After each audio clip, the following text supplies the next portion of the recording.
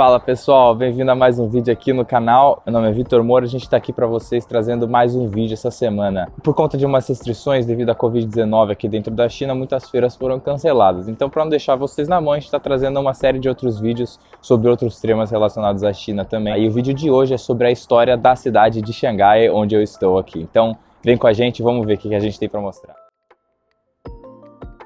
Bom, Xangai hoje é a maior cidade da China, mas nem sempre foi assim. Depois de Cristo, Xangai não passava de uma vila de pescadores. Só naquela época que Xangai começou a se tornar um porto marítimo mais movimentado. E até 1553, que foi o ano em que as muralhas da cidade foram erguidas, que Xangai alcançou o status de município. Então até então era apenas uma vila de pescadores sem muita relevância na geografia, na geopolítica do país. De qualquer forma, a cidade, depois disso, ela acabou sendo o palco de eventos históricos muito importantes.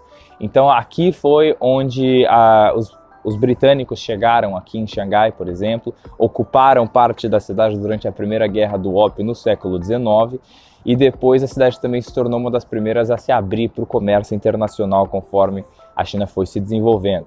Depois da Guerra Sino-Japonesa, que aconteceu de 1894 a 1895, o Japão também emergiu como uma força estrangeira forte aqui dentro da China e principalmente em Xangai e no Nordeste chinês. E aqui foram os japoneses que estabeleceram as primeiras fábricas aqui na cidade, que foi onde a cidade também começou a se tornar um centro econômico mais relevante. Xangai tem uma localização muito estratégica, então Xangai fica logo na boca do rio Yangtze, que é um dos dois maiores rios da China, junto no Oceano Pacífico. Essa localização estratégica é essencial e também foi essencial na história de Xangai durante a época que existiu o comércio do ópio, de seda, de chá. Xangai sempre foi o maior centro industrial e comercial da China por conta dessa localização. Então Xangai tem uma localização privilegiada. Você olha no mapa da China, ela está numa área central, então ela fica numa distância que vem bem semelhante de Pequim e também de Guangzhou, no sul da China. Então, de qualquer forma, essa localização geográfica sempre ditou muito a história de Xangai. Em 1911, estimulada por ações contra as ferrovias de propriedade nativa ao redor de Xangai, ocorreu a Revolução Xinhai, que também levou ao estabelecimento da República da China depois, que foi o que marcou o fim da China imperial, com o fim das últimas dinastias aqui. Durante esse tempo, Xangai se tornou o ponto focal de muitas atividades que viriam a moldar a China moderna no futuro. Já em 1936, Xangai se tornou uma das maiores cidades do mundo, com cerca, na época, de 3 milhões de habitantes.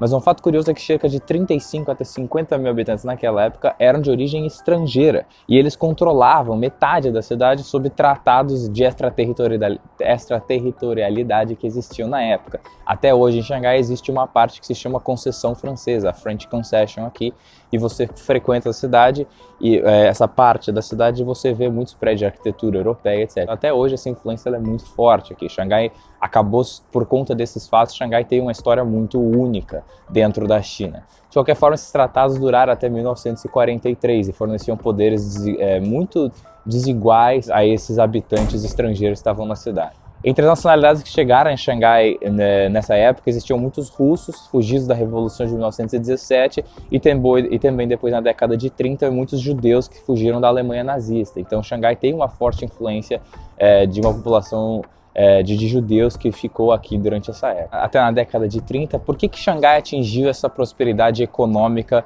em contraste com muitas outras partes do país? Porque a cidade de Xangai permaneceu sob o controle de empresários. Então a comunidade empresarial manteve a cidade rodando com o porto, com as indústrias que existiam aqui. Xangai já era uma zona muito importante. Então isso fez com que, mesmo durante as crises que ocorreram no início do século passado, Xangai mantesse uma certa prosperidade econômica. E de qualquer forma, uma coisa que é muito interessante dizer assim, isso não era visto no resto da China, que permaneceu sob controle ainda era muito fragmentado o controle nas outras partes da China, porque aos poucos o Partido Nacionalista ia perdendo o controle sobre o território do país. A cidade também foi o centro de contrabando do ópio nacional e internacional durante a década de 20. Então também tem todos os lados, né? Um porto movimentado também atrai todo tipo de mercadorias. Quando a Segunda Guerra Sino-Japonesa estourou, as partes da cidade controlada pelos chineses caíram após a Batalha de Xangai, que aconteceu em 1937, conhecida na China como Batalha de Song Hu. Porém, o que dá para ser dito também é a parte que pertencia aos estrangeiros, ela permaneceu praticamente intacta. Os japoneses não tocaram nessa parte da cidade. E isso acabou criando um fenômeno muito interessante. Essa parte começou a ser conhecida como a Ilha Solitária, porque era um oásis de prosperidade cercado por zonas de guerra. Foi bem na época que o Japão veio para cima da China, invadiu, começou em Xangai e começou uma invasão na China que culminou com o massacre de Nanquim, que é um evento mais famoso, mas essa parte de Xangai se tornou um oásis de prosperidade e, logicamente, começou a atrair muitos refugiados chineses dos arredores. Estima-se que 400 mil chineses refugiados entraram nessa parte da cidade em 4 anos que esse sistema durou. E aí, após o ataque de Pearl Harbor, os japoneses encerraram todas as concessões estrangeiras em Xangai. Então, todas as nacionalidades que ainda tinham concessões na cidade, os japoneses foram lá invadir essa parte também, com exceção da concessão francesa, a que eu já comentei, a French Concession, que foi a mais forte. E esse estado de coisas, ele acabou se mantendo até o Tratado de Amizade Anglo-Chinês em 1943, e depois disso, depois do encerramento da Segunda Guerra Mundial, em 1946, os franceses proativamente retornaram a sua concessão aos chineses, deixando aí finalmente Xangai inteiramente sob controle chinês. E em 27 de maio de 1949, Xangai finalmente ficou sob o controle do Partido Comunista, que também, naquela época, tendo muitas vitórias aqui dentro da China, e culminaria na fundação da República Popular da China em 1º de outubro daquele ano. De qualquer forma, uma das primeiras ações do Partido Comunista foi uma certa perseguição às pessoas consideradas contra-revolucionárias, não é? Então, o que aconteceu foi que lugares dentro de Xangai, que antes eram lugares de alto prestígio e alto luxo, se tornaram instalações de execução em massa. Então, existia um certo purge que o Partido Comunista acabou fazendo logo no início. E aí, durante as décadas de 50 e 60, Xangai se tornou o centro industrial e o centro para o esquerdismo revolucionário. Xangai foi a cidade onde o Partido Comunista foi fundado na década de 10. Né? Então, o que aconteceu foi que a cidade, economicamente, estagnou durante a era maoísta, com todas as novas políticas que o Partido Comunista tomou ao assumir o governo, e aí ela acabou se paralisando gravemente. Toda a infraestrutura, o capital e o desenvolvimento de muitas indústrias aqui em Xangai foram completamente paralisados depois que o Partido Comunista assumiu o controle da cidade. E a verdade é que, então, Xangai, que era a capital econômica da China, caiu muito junto com o resto do país logo no início do controle do Partido Comunista, ali na década de 50 e 60, mas aos poucos, depois que as reformas econômicas começaram dentro do governo de Deng Xiaoping, a verdade é que a partir da década de 70 e 80, Xangai começou a voltar a aplicar as mesmas medidas que permitiram a cidade se tornar a capital econômica anteriormente. Então, reduzida a carga tributária, uma série de incentivos ao investimento, e aí aos poucos Xangai começou a voltar a ser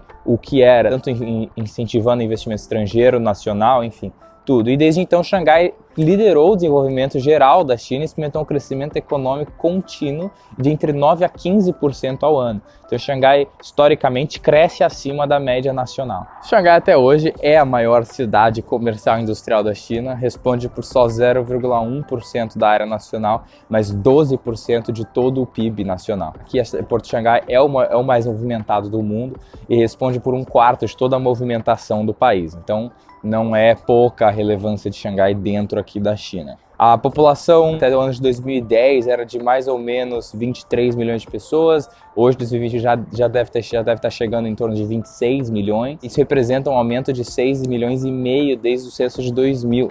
Então a cidade segue tendo um crescimento populacional muito grande. A quantidade das atividades de construção em Xangai é alimentada principalmente por investimentos do governo, é também uma coisa muito surpreendente. Isso é um fenômeno que acontece no país inteiro, mas Xangai isso é muito, muito visível. Então, desde a década de 80, a economia de Xangai passou de mais 77% do produto interno bruto da manufatura do setor secundário para uma distribuição setorial mais equilibrada, de 48% na indústria e 51% nos serviços, isso no início dos anos 2000. O setor de serviços aqui ganha muita relevância. Por ser uma metrópole, como toda metrópole, existe o fenômeno do setor de serviços começar a ganhar relevância. Então a parte de Xangai que mostra que tem as torres, a parte de Lujiazui, que a gente chama, que está para lá, que não dá para ver agora, mas que tem todo o setor financeiro, cresce no setor de serviços. Então muitas indústrias que antes estavam em Xangai agora vão para outros lugares e Xangai vai assumindo e vai passando por aquele processo de desenvolvimento que toda cidade mais desenvolvida, toda megalópole